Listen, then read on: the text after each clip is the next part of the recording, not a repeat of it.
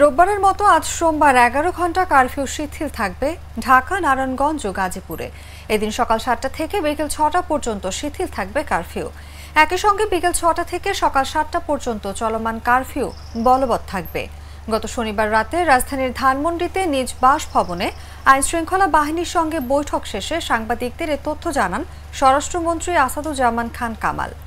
ওই দিন তিনি বলেন, রোববার, সোমবার ও মঙ্গলবার ঢাকা, গাজীপুর ও নারায়ণগঞ্জে কারফিউ চলবে। তবে সকাল 7টা থেকে বিকেল 6টা পর্যন্ত কারফিউ শিথিল থাকবে। এছাড়া বাকি জেলাগুলোর কারফিউয়ের বিষয়ে সিদ্ধান্ত নেবে জেলা প্রশাসন। কোটা সংস্কার আন্দোলন ঘিরে রাজধানী সহ সারা দেশের তাণ্ডব শুরু হলে 19 জুলাই শুক্রবার দিনগত রাত 12টা থেকে 21 জুলাই সকাল 10টা পর্যন্ত কারফিউ জারি করে সরকার।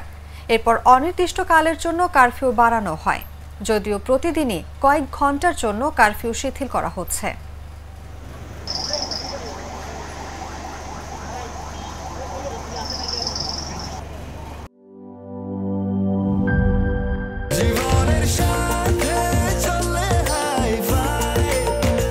স্বাস্থ্যকর অল টাইম ফ্যামিলি কেক, সব সময় অল টাইম হেলদি লাইফ।